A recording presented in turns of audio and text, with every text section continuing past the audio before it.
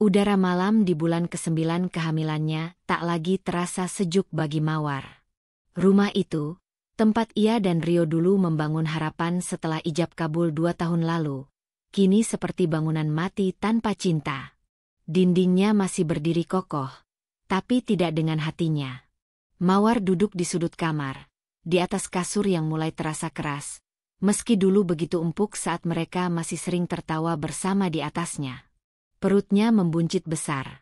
Usia kandungannya sudah memasuki bulan ke-8. Setiap gerakan dari dalam rahimnya adalah pengingat bahwa ada kehidupan kecil yang sebentar lagi akan lahir ke dunia. Namun kehidupan kecil itu juga membuat hatinya sesak. Sebab anak itu kelak akan tumbuh tanpa kehangatan seorang ayah jika semua tetap seperti sekarang. Sudah 2 malam Rio tak pulang.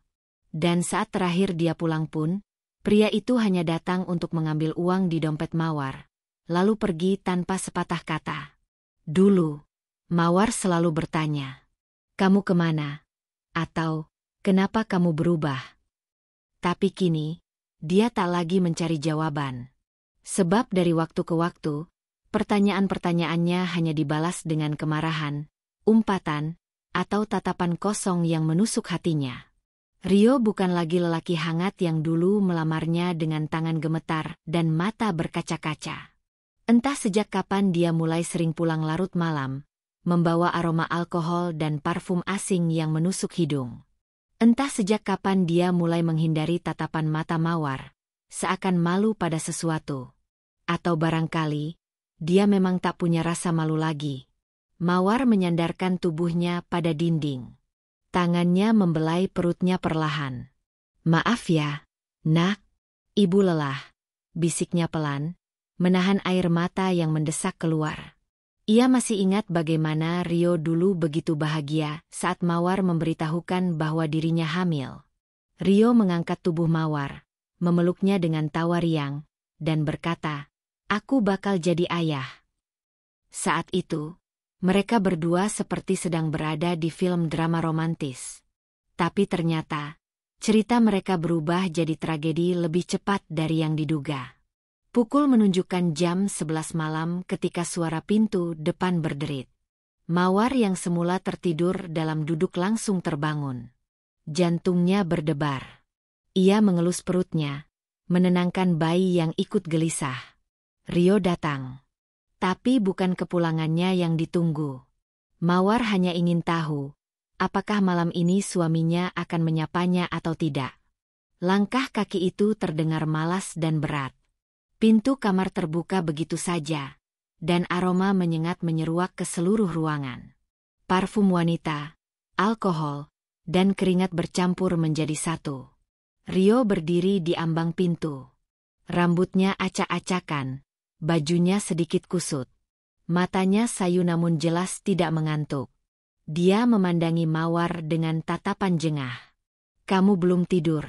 tanyanya singkat. Mawar hanya menggeleng pelan. "Aku tunggu kamu," jawabnya lemah. Rio masuk dan menjatuhkan tubuhnya di kursi dekat lemari. Ia menghela napas panjang, lalu menatap Mawar dengan sinis. "Lain kali jangan tunggu aku. Capek tahu." Mawar mencoba tersenyum, walau hatinya makin perih. "Perutku sering kencang kalau kamu nggak pulang. Mungkin anak kita gelisah." Kalimat itu belum selesai saat Rio bangkit dari kursi. Dia berdiri menatap perut Mawar, lalu menggeleng. "Aku capek dengar kamu nyebut, anak kita, terus. Dari dulu aku udah bilang, aku nggak yakin itu anakku." Dek. Jantung Mawar serasa berhenti berdetak. Tangannya refleks memeluk perutnya. "Rio, kamu serius?" Suaranya lirih, hampir tak terdengar. "Serius? Jelas. Lihat saja kamu. Sejak hamil kamu makin manja, makin nyebelin. Mana tahu kamu hamil dari siapa? Bisa aja kamu main belakang waktu aku sibuk kerja, kan?" Tuduhan itu seperti pisau yang menyayat hati Mawar perlahan tapi dalam. Air matanya mengalir begitu saja, tanpa suara. Hanya wajahnya yang kini pucat dan bibirnya bergetar.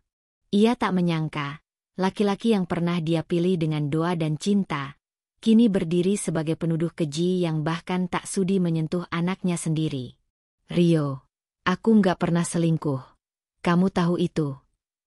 Ah, sudahlah. Aku males bahas ini lagi. Kalau kamu ngotot itu anakku, silakan. Tapi jangan harap aku akan anggap dia anakku juga. Rio berbalik, berjalan ke kamar mandi tanpa menoleh. Pintu kamar mandi dibanting. Suara air menyala. Dan di kamar yang gelap, Mawar hanya bisa memeluk perutnya yang mulai bergerak kecil. Nah, ibu nggak tahu harus gimana. Tapi kamu kuat. Ya, kita hanya punya satu sama lain. Malam itu, tangisan Mawar tak terdengar oleh siapa-siapa. Hanya dinding kamar yang menjadi saksi, dan bayi dalam kandungannya yang ikut merasakan getirnya kehidupan bahkan sebelum lahir ke dunia. Keesokan harinya, Rio sudah pergi bahkan sebelum matahari terbit. Mawar bangun dengan tubuh lelah dan hati perih. Namun ia tahu, hidup harus terus berjalan. Ia berusaha bangkit dari tempat tidur, meski tubuhnya terasa berat. Ia membersihkan kamar, menyiapkan sarapan, walau tak ada siapa-siapa yang akan memakannya. Kegiatan itu membuatnya merasa hidup, meski di dalamnya hanya sisa-sisa kekuatan. Hari-hari berikutnya, Rio makin jarang pulang. Kadang seminggu sekali, kadang tidak sama sekali. Dan ketika datang pun, selalu dengan kemarahan dan tuduhan. Mawar tak lagi bisa mengenali pria itu. Hanya namanya yang masih sama. Tapi hatinya sudah pergi jauh. Suatu sore, tetangga mereka, Bu Yati, datang membawakan semangkuk sup hangat. Kamu harus banyak makan, Ma, biar kuat nanti lahirannya, ucap Bu Yati lembut. Mawar tersenyum sembari menyeka matanya yang sembab. Terima kasih, Bu. Saya nggak tahu harus bilang apa. Kadang saya takut sendirian. Bu Yati memegang tangan Mawar, memberi kekuatan yang entah kenapa terasa tulus dan hangat. Kamu nggak sendirian, Nak. Kalau nanti kamu butuh bantuan pas lahiran, bilang ke ibu. Nggak usah sungkan. Mawar mengangguk pelan. Dalam hatinya ia mengucap syukur, bahwa masih ada orang-orang baik di sekitarnya meski orang terdekat justru mengkhianatinya. Hari demi hari, perut Mawar makin besar. Bayinya makin aktif. Seakan tak sabar melihat dunia. Tapi semakin dekat hari kelahiran, semakin berat beban di dada Mawar. Ia tahu, tak ada tangan Rio yang akan menggenggam tangannya di ruang bersalin. Tak ada suami yang akan mencium keningnya dan berkata, "Terima kasih, sayang, kamu hebat." Akan tetapi, Mawar juga tahu satu hal. Anak ini akan lahir dari perempuan yang kuat. Anak ini akan dibesarkan dengan cinta yang tulus, meski hanya dari satu arah.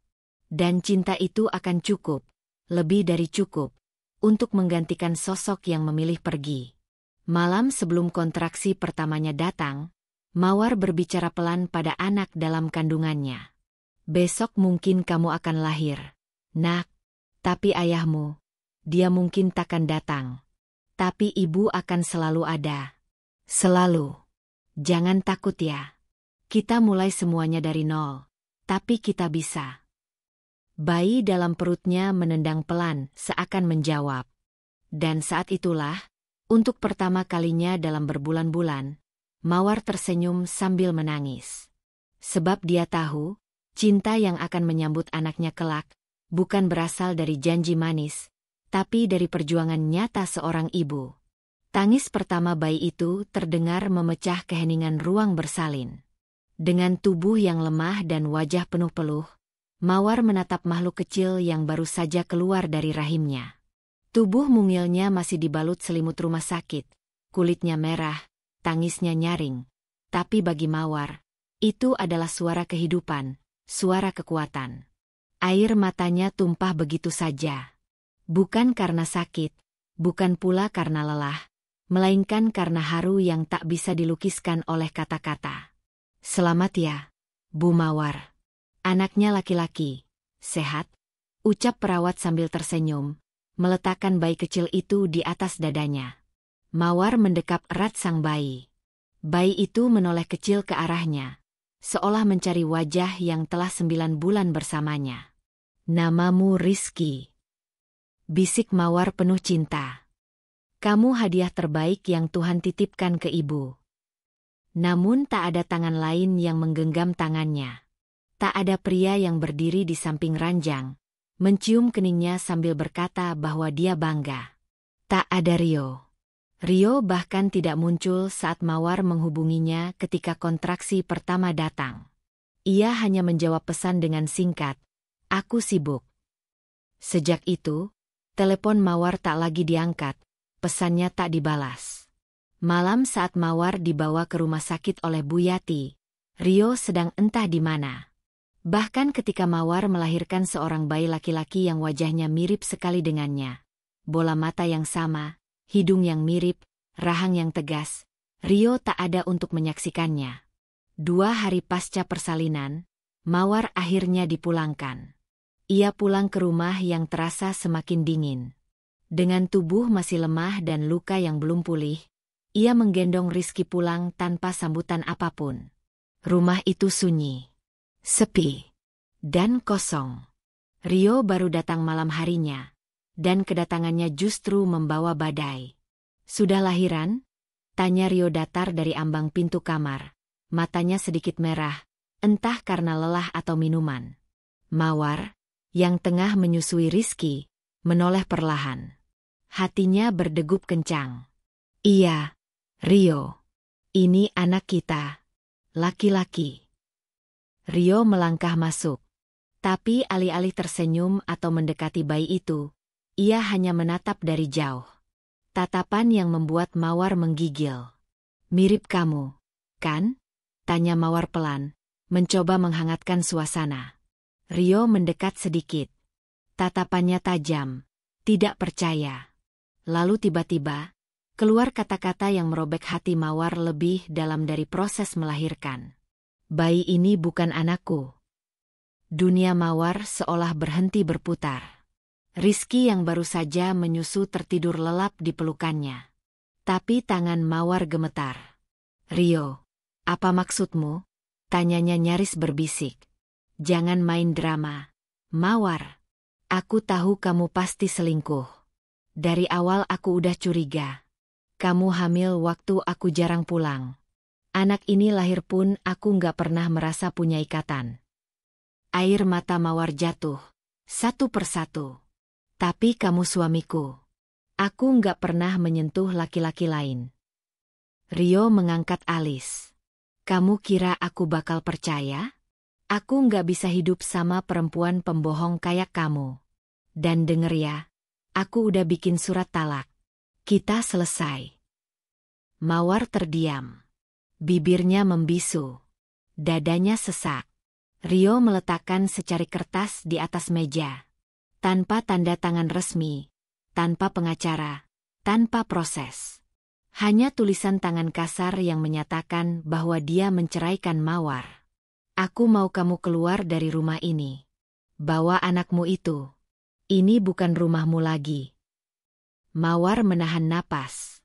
Air matanya mengalir deras, tetapi bukan karena sedih, melainkan karena hancur. "Rio, ini anakmu. Kenapa kamu segitu bencinya pada kami?" Rio hanya tertawa kecil, lalu pergi ke kamar sebelah. Pintu dikunci. Dan malam itu, Mawar tahu, cinta yang dia jaga bertahun-tahun benar-benar sudah mati. Pagi harinya, Mawar berkemas. Ia tak tahu harus kemana, tapi dia tahu dirinya tak bisa tinggal di tempat yang sama dengan pria yang menolaknya dan anaknya. Dengan satu koper kecil, kain gendongan, dan bayi yang baru berumur 3 hari, ia melangkah keluar dari rumah yang dulu ia bangun dengan harapan. Tanpa satupun sanak saudara di kota ini, ia hanya memikirkan satu nama, Bu Sari, ibu kos lamanya, sebelum dia menikah dengan Rio. Dengan langkah pelan, Mawar berjalan ke gang kecil tempat kontrakan lamanya. Rizky terlelap di gendongan, wajahnya damai seolah tak sadar betapa keras dunia yang baru ia masuki. Sesampainya di rumah kontrakan, Mawar berdiri lama di depan pagar kecil yang mulai berkarat. Ia ragu, takut, malu. Tapi ketika pintu rumah itu terbuka dan sosok Bu Sari keluar sambil mengipasi dirinya, keraguan itu runtuh. "Mawar?" Suara Bu Sari terkejut. Mawar tersenyum getir. "Bu, saya boleh tinggal di sini lagi?" Bu Sari memeluk Mawar tanpa banyak tanya. Ia hanya melihat bayi di gendongan Mawar, lalu mengangguk dengan mata berkaca-kaca. "Masuk, nak. Kamu capek. Kamu boleh tinggal di sini selama kamu mau." Di ruang kecil itu, Mawar kembali menemukan kehangatan yang sempat hilang. Bukan dari suami, bukan dari keluarga, tapi dari orang asing yang berhati besar. Bu Sari menyediakan kamar kosong, memberi makan Mawar, dan bahkan membantu menyiapkan popok serta perlengkapan bayi. "Ini rezeki anakmu, Rizky," ucap Bu Sari sambil mengusap kepala Mawar. Malam-malam pertama di rumah kontrakan itu dilalui Mawar dengan tangis, tapi juga dengan harapan. Ia tahu dirinya sudah tidak memiliki apa-apa. Suami, rumah, dan martabatnya dicabik oleh tuduhan keji. Tapi ia masih punya Rizky. Dan itu cukup untuk membuatnya tetap berdiri. Waktu berjalan pelan. Luka Mawar belum sembuh, tapi hidup terus berputar. Ia mulai bekerja dari rumah, menjahit pakaian kecil-kecilan. Bu Sari membantunya memasarkan ke tetangga sekitar. Rizky tumbuh sehat. Dan meski malam-malamnya masih penuh tangis diam-diam, Mawar belajar berdamai dengan kenyataan. Ia tak lagi menunggu Rio meminta maaf atau datang menjemput mereka pulang. Ia sadar, ada pengakuan yang tak akan pernah datang. Tapi ia juga sadar bahwa ia tak perlu pengakuan dari orang yang memilih pergi.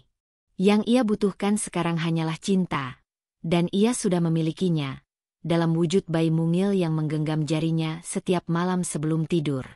Mawar, perempuan yang dulu lemah, kini mulai tumbuh kuat. Bukan karena dunia berubah, tapi karena ia memutuskan untuk tidak menyerah. Matahari belum tinggi ketika Mawar mulai menjemur pakaian di pekarangan sempit rumah kontrakan. Tangan kirinya menggendong Rizky yang baru bangun, sementara tangan kanannya lincah menyematkan jemuran dengan penjepit kayu.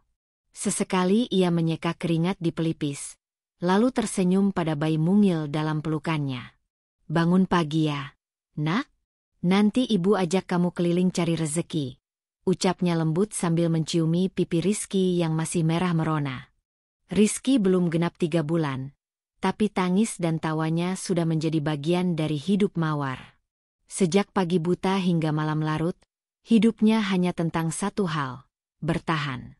Dan semua itu dilakukannya bukan untuk dirinya sendiri, melainkan untuk anak yang kini menjadi satu-satunya alasan ia masih bernapas.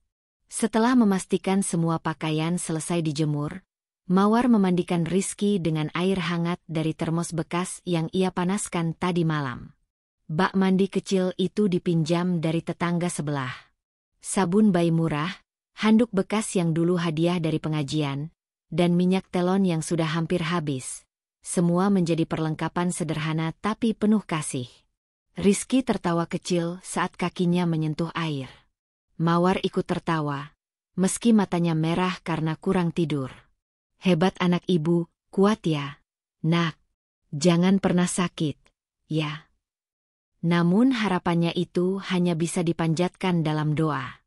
Sebab kenyataannya, Rizky sudah 2 kali demam dalam bulan pertama. Dan untuk membeli 1 lembar tisu basah atau sebotol obat penurun panas, Mawar harus menahan lapar selama 2 hari. Pekerjaan pertama yang ia jalani adalah menjadi buruh cuci. Setiap pagi, ia menggendong Rizky dengan kain jarik, lalu berjalan ke rumah-rumah warga yang membutuhkan bantuan mencuci. Tak ada mesin cuci, hanya tangan telanjang, sabun batangan, dan air sumur.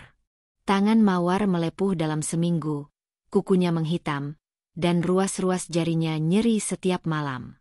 Tapi dia tak pernah mengeluh. Di sela-sela ia memeras pakaian basah, Ia menoleh ke arah Rizky yang tertidur dalam ayunan gantung di sudut dapur. "Ibu kerja demi kamu, nak," gumamnya pelan. Saat cuciannya mulai menumpuk dan tenaga hampir habis, Bu Sari mencarikan pekerjaan tambahan, menjaga warung kecil di ujung gang. Gajinya tak seberapa, tapi cukup untuk membeli sebotol susu formula murah saat ASINya mulai tak lancar karena kelelahan. Mawar bekerja dari pagi sampai petang, kadang membawa Rizky ikut bersamanya di warung.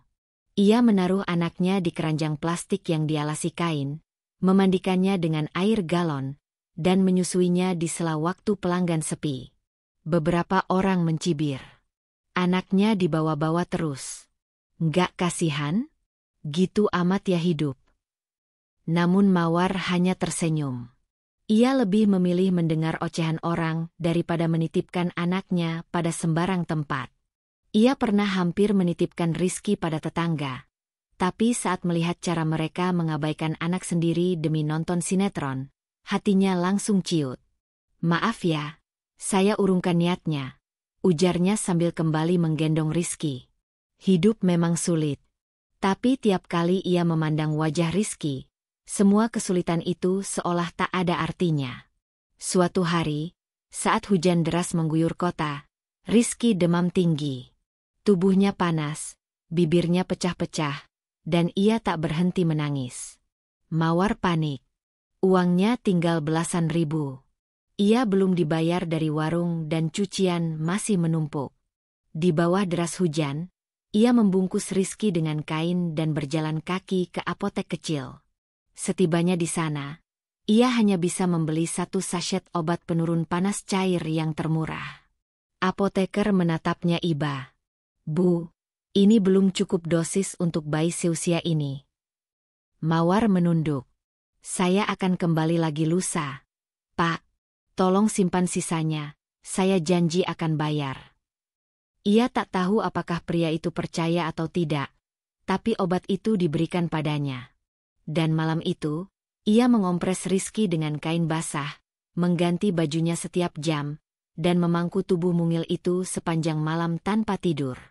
Paginya, suhu Rizky turun perlahan. Nafasnya mulai teratur, dan ia mulai bisa menyusu dengan tenang. Mawar menangis. Tapi kali ini bukan karena takut, melainkan karena syukur. Minggu demi minggu berlalu. Dari cuci baju, jaga warung, hingga akhirnya mendapat tawaran menjadi pelayan restoran kecil tak jauh dari kontrakan.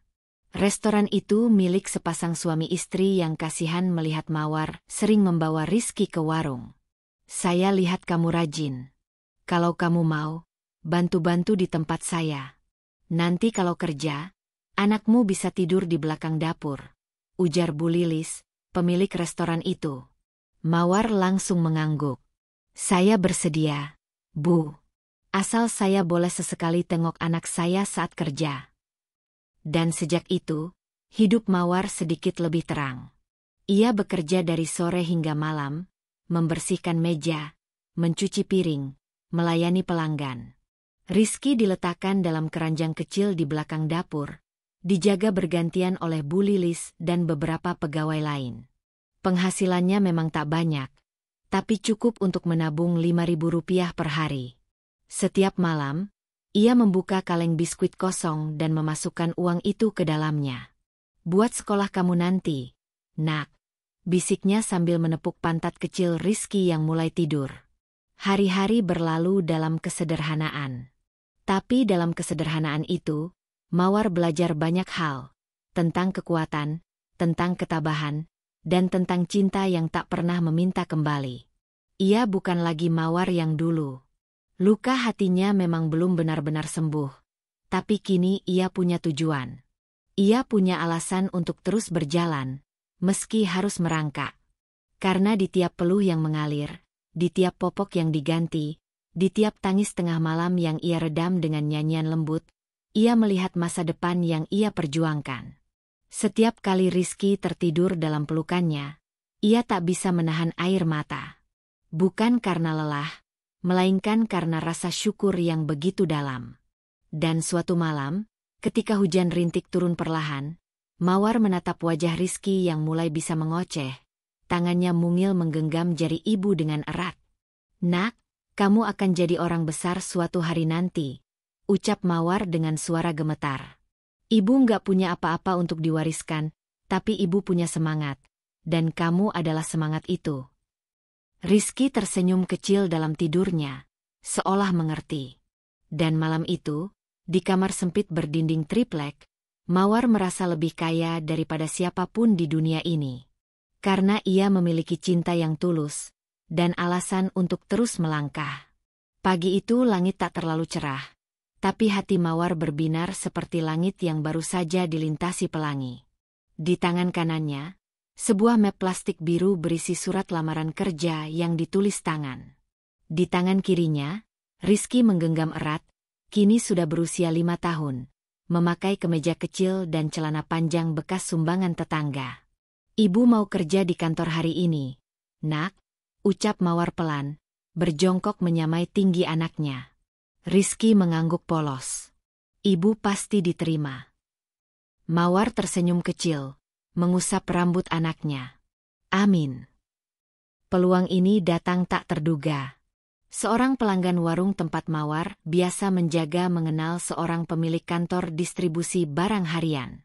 Ibu itu, entah karena iba atau benar-benar tulus, menyodorkan nama Mawar dengan satu kalimat pendek. Dia pekerja keras dan jujur. Tak ada ijazah tinggi yang bisa dibanggakan, hanya semangat dan wajah tulus yang berbicara. Kantor itu kecil, hanya 5 pegawai tetap dan seorang kepala operasional. Tapi bagi Mawar, gedung sederhana bercat putih itu seperti istana. Ia diterima untuk posisi administrasi dasar, mengecek stok, mencatat keluar masuk barang, membantu mengepak paket. Minggu-minggu pertama ia banyak belajar. Pegawai lain sempat heran dengan semangat Mawar yang bahkan datang lebih pagi daripada satpam. "Bu, kamu tuh nggak perlu segitunya juga. Kerja aja biasa," ucap salah satu rekan kerja, setengah bercanda. Tapi Mawar hanya tertawa kecil.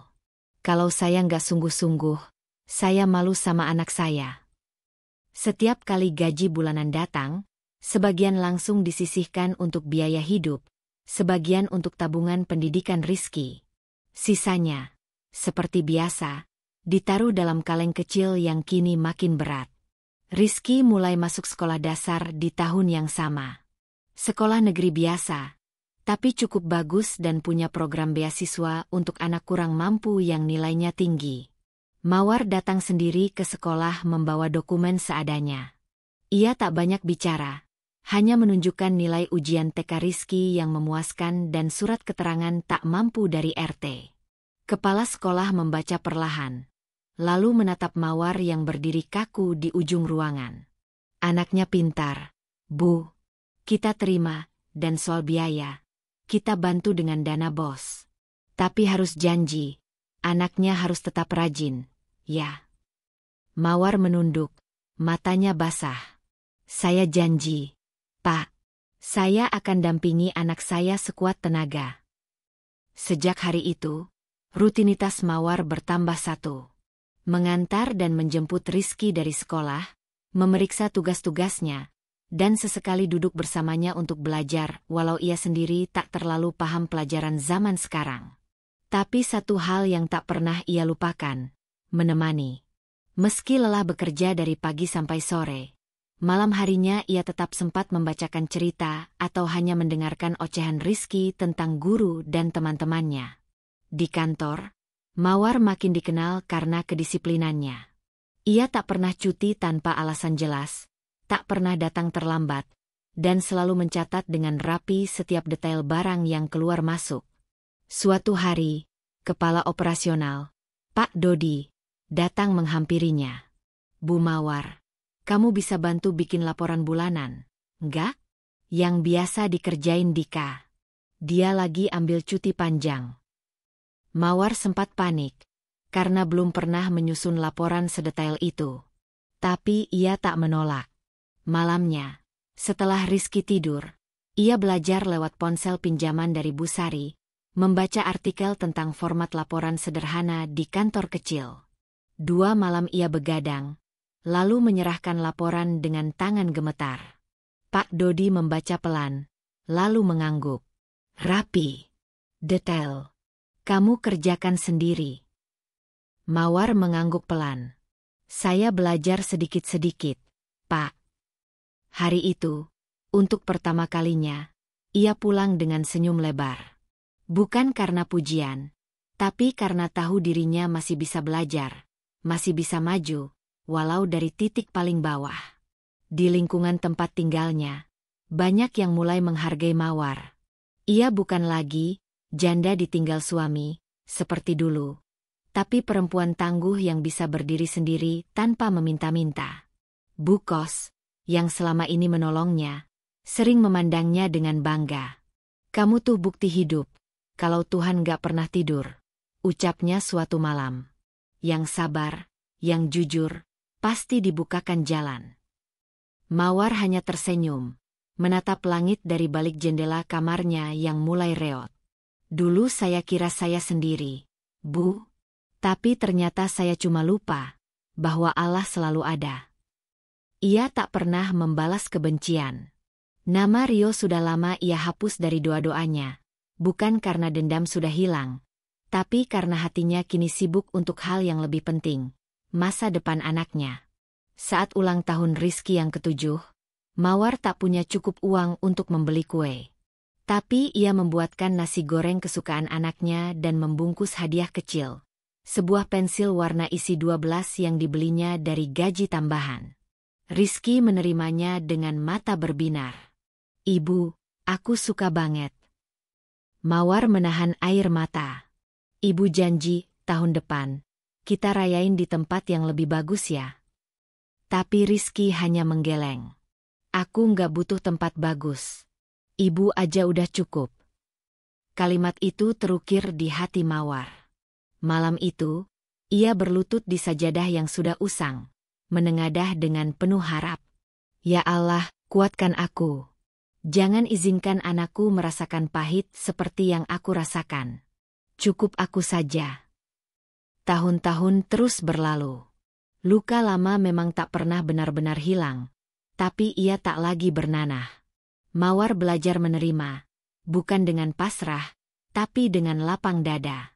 Ia tak mencari Rio, tak menuntut tanggung jawab, karena ia tahu, keadilan Tuhan akan datang dengan caranya sendiri. Ia memilih diam. Dan dalam diam itulah, Tuhan bekerja dengan paling dahsyat. Kini, Mawar bukan lagi perempuan yang dipandang rendah oleh orang. Ia perempuan yang berdiri tegak dengan bekas luka di punggungnya, namun tetap berjalan sambil menuntun anaknya menuju masa depan. Dan setiap kali ia memandangi Rizky yang tertidur pula setelah belajar, ia tahu satu hal pasti, bahwa tak ada perjuangan yang sia-sia, dan tak ada air mata yang tak dihitung oleh Tuhan. Waktu berlari, tak pernah menunggu siapapun. Dalam diam dan hujan yang kadang turun tak tentu, Rizky tumbuh besar. Anak lelaki itu, yang dulu menangis dalam dekapan Mawar setiap malam, kini menjelma remaja tangguh yang mulai mengerti arti dunia, juga luka yang tersembunyi di balik senyum ibunya. Sekolahnya berjalan lancar. Bahkan lebih dari sekadar lancar, ia melesat dengan prestasi yang mengejutkan guru-gurunya.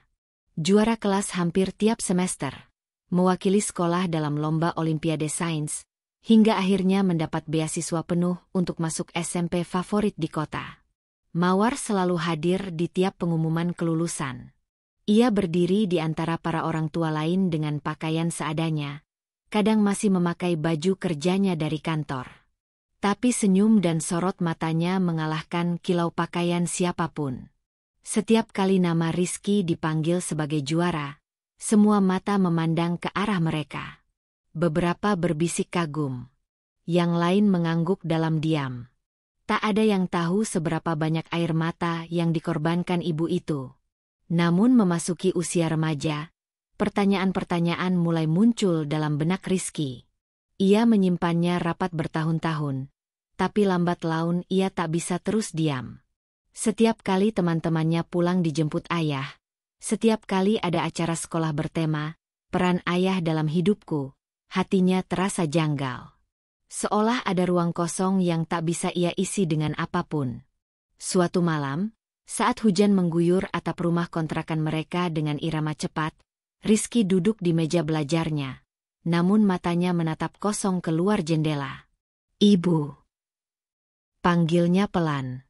Mawar, yang sedang merapikan cucian bersih, menoleh. "Iya, Nak." "Ayah, siapa?" Pertanyaan itu melayang seperti petir yang tak berbunyi. Tak meledak, tapi menghantam. Mawar diam beberapa saat, menatap wajah anaknya yang kini makin mirip dengan seseorang dari masa lalunya. Ia menarik napas. "Ayahmu dulu pernah menikahi ibu. Tapi dia pergi saat kamu masih di dalam kandungan." "Kenapa?" Mawar tersenyum tipis, tak getir, tak juga pahit. Lebih ke arah ikhlas yang dipaksa matang terlalu dini. Dia memilih jalannya sendiri. "Tapi satu hal yang perlu kamu tahu, Rizky, kamu nggak salah. Kamu nggak pernah salah." Rizky menunduk. "Ibu benci sama ayah." Mawar menggeleng pelan. "Ibu nggak pernah mengajarkan kamu untuk membenci siapapun. Dia yang pergi, Nak. Kita hanya tetap bertahan." Anak itu mengangguk, meski hatinya masih bergemuruh. Tapi malam itu, untuk pertama kalinya, ia merasa tenang. Setidaknya, ibunya tidak menyimpan dendam. Dan itu lebih dari cukup sebagai contoh bagaimana menjadi manusia. Sementara itu, jauh di sisi lain kota, seorang pria duduk di pinggir tempat tidur reot, mengenakan kaos lusuh dan wajah yang tak lagi segagah dulu. Rambutnya acak-acakan, perutnya sedikit buncit, dan matanya sayu seperti habis ditampar kenyataan berkali-kali. Rio. Dulu, pria itu hidup dengan sombong, dikelilingi wanita dan kekayaan hasil usaha gelap. Ia pikir dunia akan selalu tunduk padanya. Ia kira meninggalkan Mawar dan anaknya adalah keputusan yang tak akan pernah menggigit balik. Tapi kenyataan lebih kejam dari harapan yang dibangun di atas kesombongan. Usaha yang dibangunnya dari hasil tipu-tipu investor bangkrut total. Partner bisnisnya melarikan uang. Pajak menjeratnya. Dan di saat paling terpuruk, istri barunya menggandeng pria lain dan menghilang tanpa pamit. Tak ada anak yang menyambutnya pulang. Tak ada keluarga yang peduli. Semua menjauh seiring hancurnya nama dan harta yang dulu ia banggakan. Rio kini tinggal di rumah petak sempit. Sewa bulanannya nyaris tak terbayar. Ia mencari pekerjaan, tapi siapa yang mau menerima pria dengan reputasi rusak dan pendidikan rendah? Sambil menatap langit-langit yang mulai berjamur, Rio mengingat satu wajah, Mawar. Wanita yang dulu ia caci, ia tuduh, ia hancurkan tanpa ampun. Dan wajah anak laki-laki yang dulu belum pernah ia lihat. Entah masih hidup atau tidak. Entah seperti apa nasibnya sekarang. Tapi hati Rio terlalu malu untuk mencari tahu. Bukan karena ia benar-benar tak peduli. Tapi karena kini ia tahu, kalaupun ia datang, apa yang bisa ia bawa? Mawar tak pernah tahu kabar Rio. Ia pun tak pernah mencari. Bukan karena benci, melainkan karena memilih untuk tidak menyakiti dirinya sendiri lagi. Baginya, hidup sudah cukup keras untuk kembali menoleh ke masa lalu yang menyakitkan. Ia lebih memilih mengurus hari ini. Membangunkan Rizky untuk sekolah. Memasak bekal seadanya. Pergi bekerja. Menyelesaikan laporan. Pulang. Menemani Rizky belajar. Dan berdoa sebelum tidur. Itulah dunia Mawar. Dunia yang kecil tapi damai. Dunia yang dibangun di atas tangis dan peluh, namun kini mulai diterangi cahaya. Suatu pagi, Rizky menyerahkan surat dari sekolah. "Ibu, aku diterima ikut program persiapan Olimpiade tingkat provinsi. Tapi harus ikut kelas tambahan seminggu 2 kali," katanya, malu-malu. Mawar memeluk anaknya erat. "Bangga banget ibu sama kamu, Nak." Ia tak memikirkan biaya tambahan. Tak berpikir bagaimana nanti ongkos transportnya. Yang ia tahu, anaknya terus melangkah maju. Dan ia, sebagai ibu, akan terus mendorong dari belakang. Walau dengan napas terengah. Hari-hari berlalu dengan cepat. Hidup mereka memang belum sepenuhnya mudah, tapi kini tidak lagi terasa sepi. Ada harapan yang tumbuh. Ada langkah kaki kecil yang berjalan dengan penuh keyakinan. Dan di malam yang sunyi, saat Rizky sudah tertidur, Mawar berdiri di depan cermin kecilnya yang buram. Ia melihat bayangan dirinya. Perempuan yang dulu kurus dan ringkih, kini sedikit lebih tegap. Matanya memang masih menyimpan lelah, tapi juga cahaya yang berbeda. Cahaya dari perempuan yang tahu, segala luka bisa sembuh, asalkan hati tidak menyerah. Ia membatin dalam hati, Tuhan memang tidak pernah tidur. Dia melihat segalanya. Dan hari ini, aku percaya di ujung lelah, selalu ada terang. Pagi itu, matahari menyelinap lewat jendela kamar dengan lembut, seolah ingin menyapa lebih dulu seorang wanita yang sedang menyeduh teh hangat di dapur mungil namun bersih. Mawar, dengan rambut yang kini mulai memutih di sisi pelipis, duduk di meja makan kecil sambil memandangi tumpukan berkas kerja yang semalam belum sempat ia rapikan. Tapi bukan itu yang membuat senyumnya mengembang pagi ini. Bukan juga karena teh manis yang ia hirup perlahan. Hari ini, Rizky resmi menjadi mahasiswa universitas ternama di negeri ini. Beasiswa penuh, nilai sempurna, dan perjuangan yang tak bisa dihitung dengan angka. Berita itu datang seminggu lalu. Sebuah amplop coklat dari panitia seleksi nasional dikirim lewat pos, karena Rizky sendiri tak mau membuka pengumuman secara daring. Ia ingin ibunya yang membacanya langsung. Ingin melihat reaksi yang telah ia bayangkan sejak kecil, saat ia berjanji dalam hati bahwa suatu hari ia akan membuat ibunya menangis, tapi karena bangga. Dan memang, air mata itu jatuh.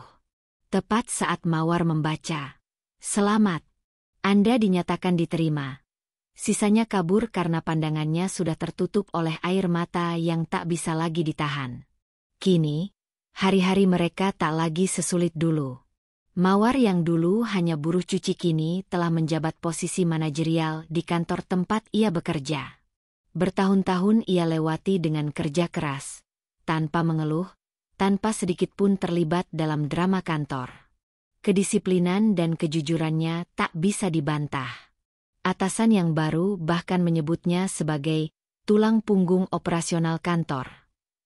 Ia memang tidak berpendidikan tinggi, tapi ia punya sesuatu yang langka, integritas.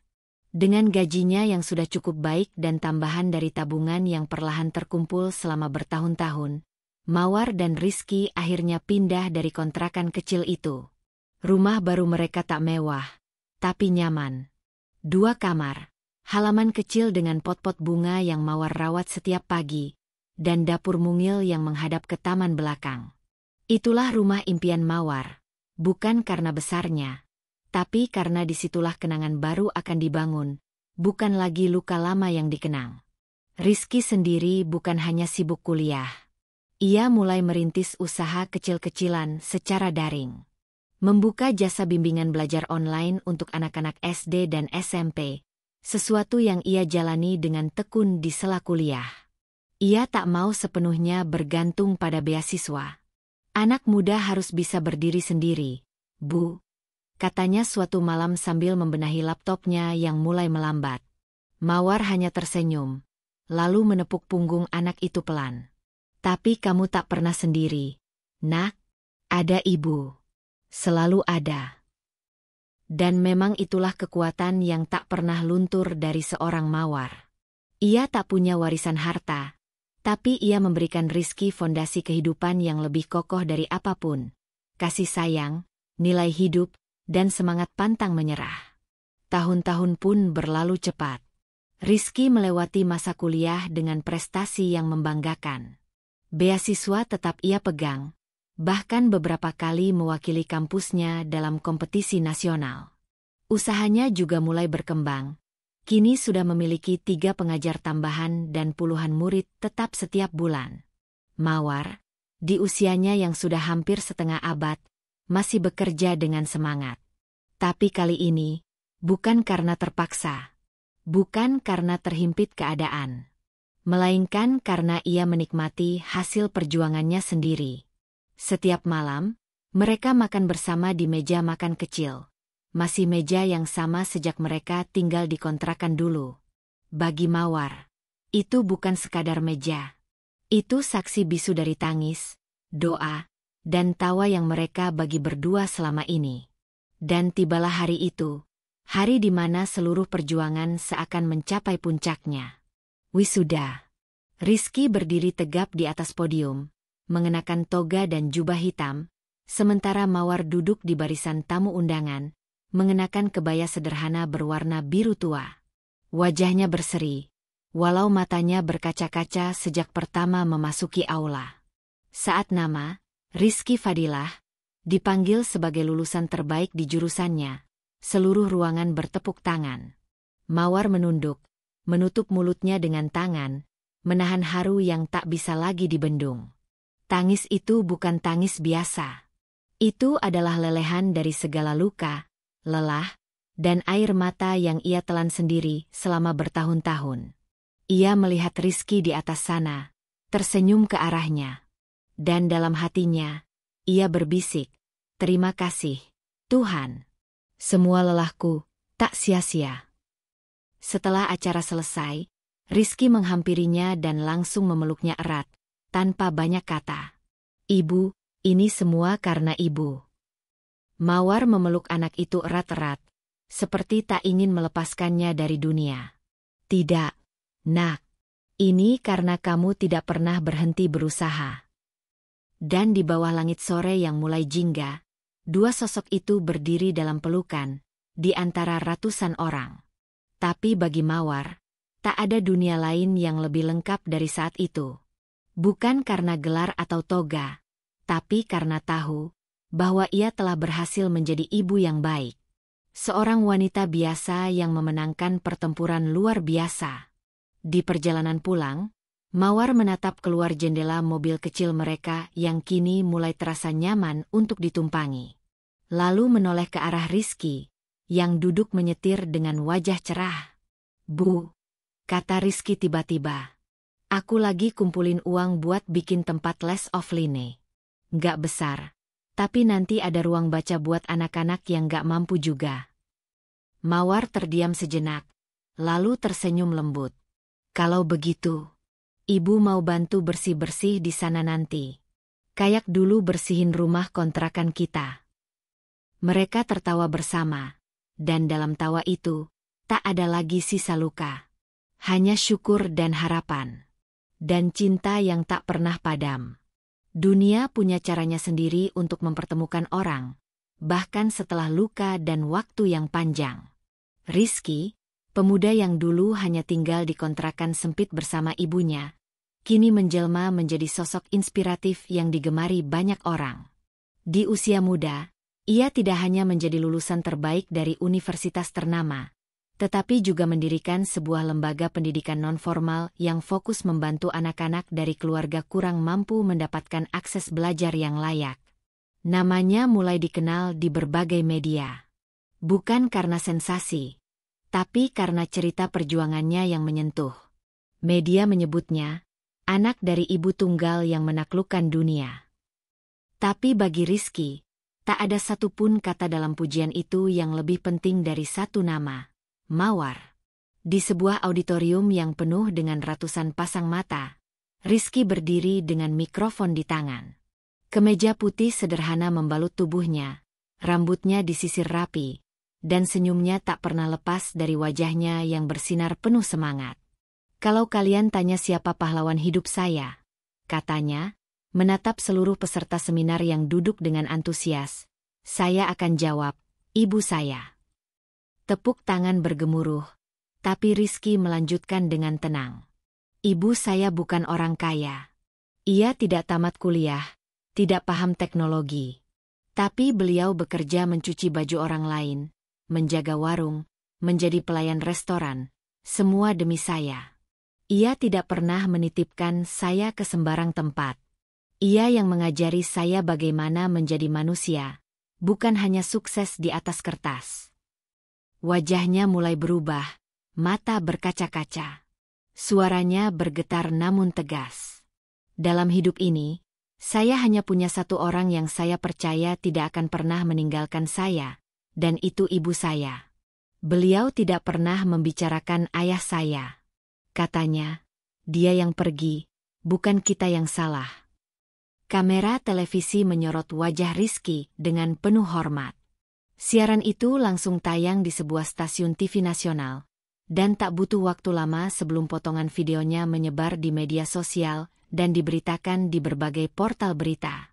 Di sisi lain kota, di sebuah warung kopi kecil pinggir jalan yang biasa dipenuhi laki-laki parubaya dan asap rokok yang menari di udara, seseorang duduk terpaku di depan televisi tua yang menggantung di sudut warung. Pria itu mengenakan jaket kusam dan celana panjang yang warnanya mulai pudar. Janggut tipis tak terurus menghiasi dagunya, dan di tangannya tergenggam segelas kopi hitam yang sudah mendingin. Namanya Rio. Ia menonton layar televisi itu dengan mata membelalak. Saya hanya punya satu orang yang saya percaya tidak akan pernah meninggalkan saya, dan itu ibu saya. Suara itu, wajah itu, nama itu, Rizky. Anak itu adalah anaknya. Rio nyaris menjatuhkan gelas kopinya. Jantungnya berdetak keras, seolah baru bangun dari tidur panjang. Ia seperti tersedak pada kenyataan yang baru saja menampar keras wajahnya. Rizky, anak itu, gumamnya pelan. Pemilik warung menoleh. Loh, Mas Rio kenapa? Kenal sama anak itu? Rio tak menjawab. Kepalanya mendadak penuh. Suara tepuk tangan dari layar, senyum bangga dari pemuda di televisi, dan sebutan, ibu saya satu-satunya pahlawan. Semuanya mengirisnya seperti pisau tajam. Semua bayangan masa lalunya muncul. Mawar, yang menangis sambil membawa bayi mungil keluar dari rumah. Suara tangisan bayi yang ia tolak untuk dengar. Dan surat cerai yang ia tulis dalam keadaan emosi dan amarah, bukan akal sehat. Kini, anak itu berdiri di panggung. Bersinar terang. Membanggakan ibunya. Menginspirasi ribuan orang. Sementara ia, Rio, berada di warung kecil, hidup dalam kehancuran yang ia buat sendiri. Rio pulang ke tempat tinggalnya yang kini hanya kamar sewaan kecil di atas bengkel tua. Istrinya yang dulu ia pilih setelah meninggalkan Mawar telah lama pergi, kabur saat usahanya bangkrut karena kasus penipuan. Sejak saat itu, Rio hidup seadanya. Berpindah dari satu pekerjaan kasar ke pekerjaan lainnya. Dari dulu menolak anaknya sendiri, kini ia justru terguncang melihat pencapaian anak itu. Tapi bukan hanya bangga yang menyelinap dalam dadanya. Ada rasa malu, ada sesal yang berat, dan ada keinginan yang tumbuh pelan-pelan. Keinginan untuk mendekat kembali. Namun bagaimana caranya? Apa ia harus datang begitu saja dan berkata, "Aku ayahmu"? Apakah Mawar akan mengusirnya? Apakah Rizky akan menolaknya? Rio berdiri di depan cermin kecil, menatap bayangannya sendiri. Dulu ia bangga dengan kekayaan dan egonya. Tapi sekarang, ia hanyalah pria tua yang bahkan malu dengan dirinya sendiri. Ia menghembuskan napas panjang. "Aku harus bicara dengan mereka," katanya akhirnya, lirih. Dan malam itu, untuk pertama kalinya setelah bertahun-tahun, Rio duduk di depan kertas kosong. Tangannya gemetar saat mulai menulis sepucuk surat. Surat yang entah akan dikirim atau tidak. Surat yang tidak ia tahu akan diterima atau dibakar begitu saja. Hari itu, langit tampak mendung, dan udara terasa lebih berat dari biasanya. Seperti sebuah pertanda bahwa ada sesuatu yang akan mengubah segalanya. Di kantor tempat Mawar bekerja, suasana pagi seperti biasa, tenang, penuh dengan hiruk-pikuk karyawan yang sibuk dengan tugas mereka masing-masing. Namun, pagi ini Mawar merasa ada sesuatu yang aneh. Sebuah kegelisahan yang tak bisa ia jelaskan. Mawar sedang duduk di mejanya, memeriksa laporan bulanan ketika seorang sekretaris mengetuk pintu. Bu Mawar, ada seseorang yang ingin bertemu dengan Anda. Dia bilang dia kenal Anda lama sekali. Mawar mengerutkan kening. Siapa dia? Seorang pria. Rio. Dia bilang punya urusan penting. Jawab sekretaris itu. Ragu. Mawar terdiam sejenak. Nama itu, Rio, seolah menjadi petir yang menyambar hatinya. Ia tahu betul siapa itu. Pria yang dulu pernah menjadi suaminya. Pria yang meninggalkan dirinya dan anak mereka tanpa belas kasihan. Pria yang selama bertahun-tahun hilang tanpa kabar. Mawar menutup sejenak matanya, berusaha menenangkan diri. Iya, suruh dia masuk. Jawab Mawar akhirnya dengan suara yang lebih tenang dari yang ia rasakan. Tak lama, pintu ruangannya terbuka, dan sosok yang dulu sangat dikenalnya itu muncul. Rio. Wajahnya sedikit berubah, lebih tua, lebih lelah, namun masih ada kilau ego yang tak bisa disembunyikan di matanya. Ia mengenakan jas yang sedikit kusut, mungkin terlalu tergesa-gesa, atau mungkin hanya karena keadaan yang tidak mendukung. Mawar menatapnya, merasa ada sesuatu yang ganjil. Pria yang dulunya sangat penting dalam hidupnya, kini seperti asing. Rio, kata Mawar pelan, suaranya tetap dingin. Rio mengangguk, wajahnya penuh harapan, seperti seorang anak yang sedang mencari perhatian seorang ibu. Mawar, aku datang untuk memperbaiki hubungan ini. Mawar merasa jantungnya berdebar kencang. Perbaiki hubungan?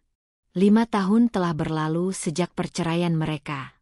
5 tahun, di mana ia berjuang sendirian membesarkan Rizky. 5 tahun tanpa kabar dari Rio. Dan sekarang pria itu datang dengan kata-kata seperti itu? Apa maksudmu dengan memperbaiki hubungan? Tanya Mawar.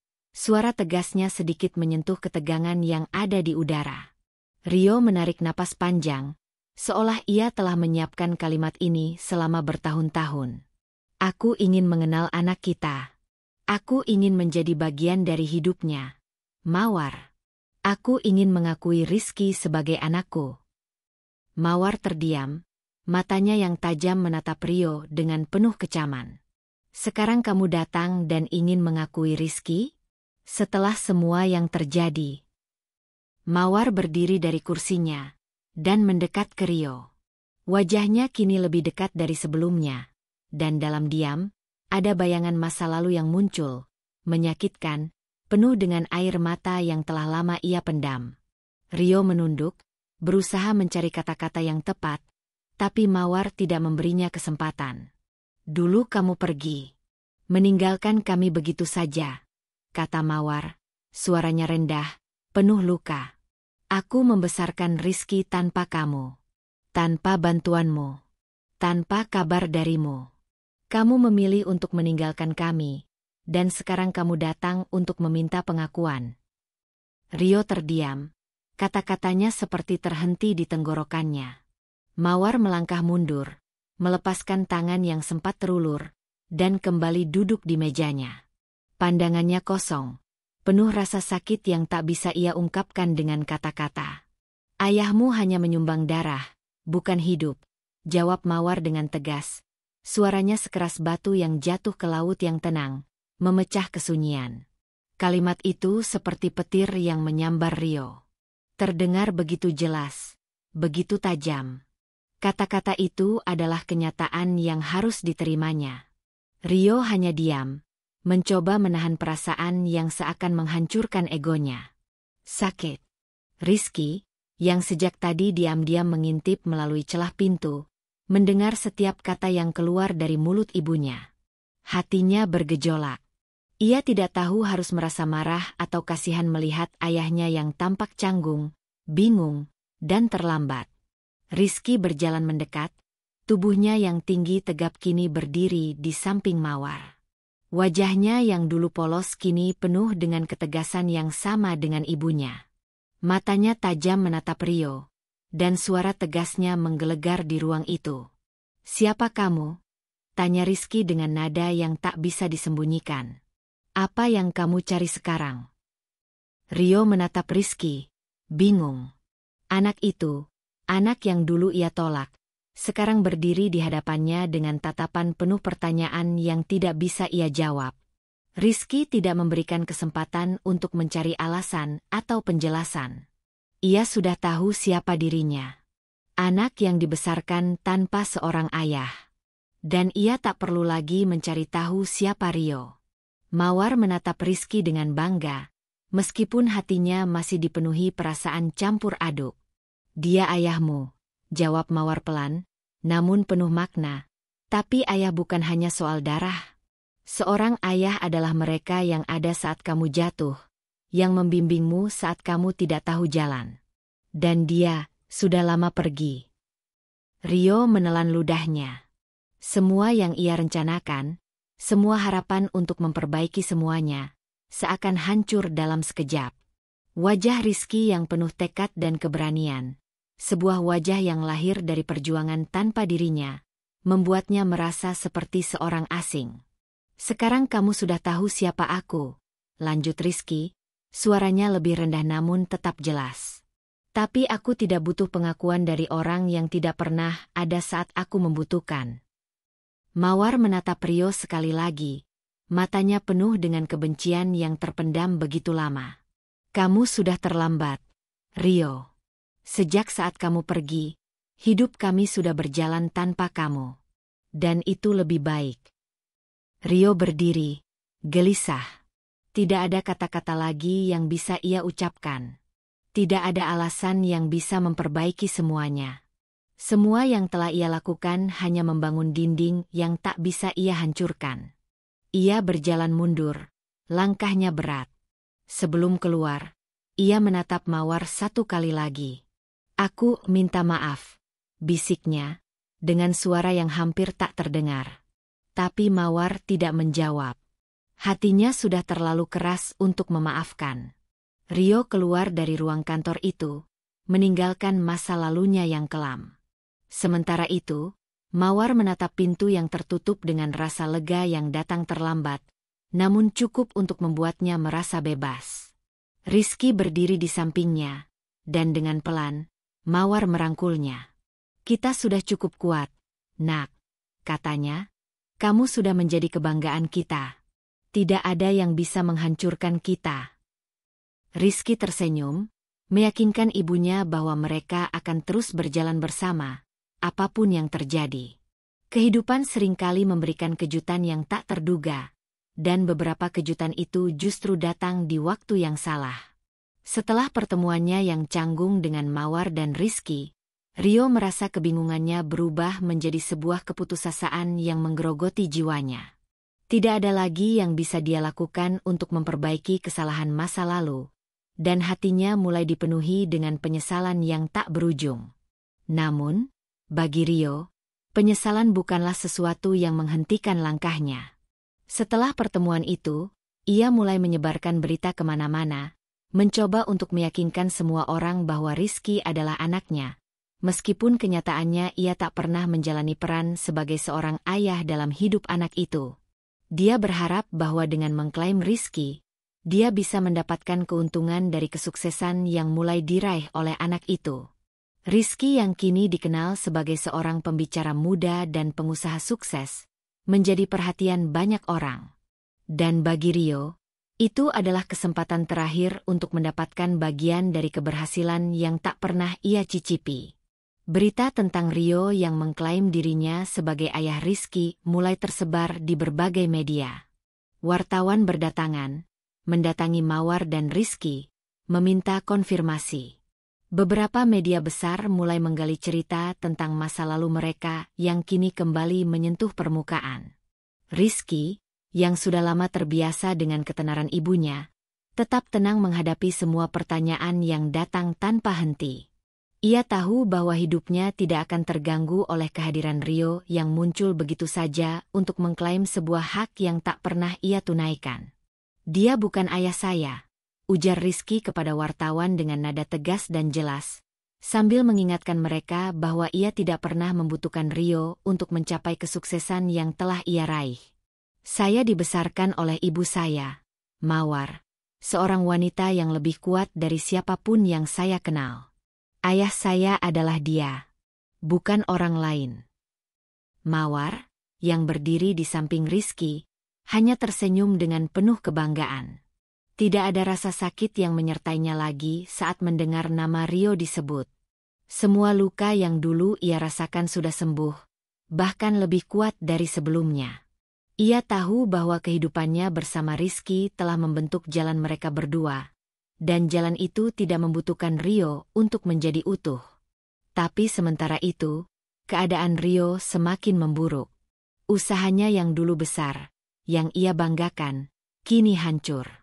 Bisnis gelapnya yang ia bangun dengan cara-cara yang licik, kini runtuh satu persatu. Kepercayaan orang terhadapnya lenyap, dan dengan itu, kekayaan yang ia kumpulkan juga ikut musnah. Istrinya yang baru, yang pernah dengan mudah ia dapatkan, akhirnya meninggalkannya begitu saja. Rio kini hidup dalam kekosongan, sepi, dan penuh penyesalan. Namun, tidak ada lagi yang peduli. Orang-orang yang dulu mengenalnya hanya melihatnya sebagai sosok yang gagal, seorang pria yang hanya tahu mengambil tanpa memberi. Mereka yang dulu memujinya kini berbalik, tidak ingin terlibat dengan orang yang sudah kehilangan arah hidupnya. Rio merasa dirinya terpuruk, semakin jauh dari apa yang dulu ia impikan. Ia tak lagi menjadi sosok yang bisa dibanggakan, apalagi dihormati. Hari-hari Rio berlalu begitu saja, dalam kesendirian yang panjang. Suatu hari, tanpa pemberitahuan sebelumnya, Mawar merasa bahwa sudah saatnya untuk memberikan kesempatan terakhir bagi Rio untuk melihat Rizky, meskipun ia sudah tahu bahwa pertemuan ini tidak akan mengubah apapun. Ia tahu betul, bagaimanapun juga, ia tidak bisa membiarkan dirinya terus terjerat dalam masa lalu yang penuh luka. Dan meskipun ia sangat yakin dengan keputusan hidupnya, ia merasa Rizky layak untuk memberi kesempatan pada ayah kandungnya, meski hanya untuk sekali ini saja. Mawar menghubungi Rio, memberinya kesempatan untuk bertemu dengan Rizky. Ia tahu bahwa ini adalah langkah yang mungkin akan membuka kembali luka lama, tetapi ini adalah satu-satunya cara untuk menutup bab tersebut dengan baik, untuk memberi penutupan yang tepat. Mawar memutuskan bahwa pertemuan ini, meskipun tak akan membawa perubahan besar, adalah hal yang harus dilakukan demi kebaikan Rizky. Pada hari pertemuan itu, Rizky tidak banyak berkata. Ia hanya mengikuti keinginan ibunya, meskipun dalam hatinya ia tahu bahwa pertemuan ini tidak akan mengubah apapun. Di sebuah kafe yang tenang, Rio duduk menunggu dengan wajah penuh harap, seolah-olah pertemuan ini bisa mengembalikan semuanya yang hilang. Rizky datang bersama Mawar, langkahnya penuh keyakinan. Rio berdiri begitu mereka mendekat, menatap Rizky dengan mata penuh penyesalan. Rizky, yang sejak dulu sudah bisa merasakan kebingungannya, akhirnya membuka mulut dengan suara yang tenang namun penuh makna. "Terima kasih sudah meninggalkan kami," kata Rizky, kalimat yang keluar begitu ringan dari bibirnya, namun berat penuh arti. Itu keputusan terbaik yang ayah bisa buat. Tanpa keputusan itu, saya tidak akan menjadi seperti sekarang. Mawar menatap Rizky dengan mata yang penuh kebanggaan. Inilah anaknya, seorang anak yang tidak pernah membutuhkan siapapun selain dirinya untuk menjadi kuat. Ia tahu, pertemuan ini adalah titik akhir dari segalanya.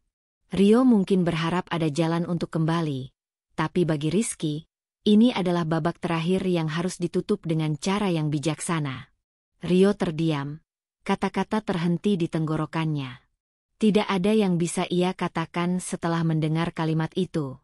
Semua penyesalan yang ia rasakan hanya menjadi kenangan yang tidak bisa diputar kembali. Dalam kesendirian dan kehampaan, Rio menyadari bahwa ia tidak pernah benar-benar menjadi ayah. Tidak hanya karena darahnya yang mengalir di tubuh Rizky, tetapi juga karena kegagalannya untuk berada di sana ketika anaknya membutuhkan. Setelah beberapa saat yang sunyi, Rio berdiri dengan berat hati, berbalik dan pergi tanpa kata. Ia tahu, jalan untuk kembali sudah tertutup rapat. Kehilangan adalah sesuatu yang tidak bisa ia perbaiki, bahkan jika ia menginginkannya. Dan di balik pintu yang tertutup itu, Mawar dan Rizky hanya saling berpandangan, dengan sebuah keyakinan yang sama, bahwa mereka cukup kuat untuk melanjutkan hidup mereka tanpa Rio. Mawar duduk di meja kayu yang sederhana, menatap pemandangan dari jendela kamarnya. Angin sore yang menerpa wajahnya seolah menghapus segala lelah yang telah ia rasakan selama 2 dekade terakhir. Ia sudah melewati begitu banyak rintangan, menghadapi kesulitan yang tak terhitung jumlahnya, tetapi kini ia merasa hidupnya akhirnya berjalan seperti yang seharusnya, dengan penuh kedamaian dan kebahagiaan. Rizky, anaknya, telah tumbuh menjadi seorang pria yang luar biasa, jauh lebih baik dari yang pernah ia bayangkan. Kehidupan mereka bersama kini jauh lebih baik daripada kehidupan yang dulu mereka jalani bersama Rio. Semua yang dulu menjadi beban kini telah menjadi kenangan yang tersimpan rapat di dalam hati. Namun, ada satu hal yang masih mengganjal dalam pikirannya. Sebuah kenangan yang tak pernah bisa ia lepaskan. Meskipun Rio telah pergi dan kehilangan segalanya, Mawar merasa ada hal yang belum selesai. Ia merasa perlu memberi satu penutupan yang tegas, bukan hanya untuk dirinya sendiri, tetapi juga untuk Rizky. Sebuah akhir yang akan menunjukkan siapa yang sebenarnya telah mengambil keputusan yang salah, dan siapa yang benar-benar layak untuk dikenang.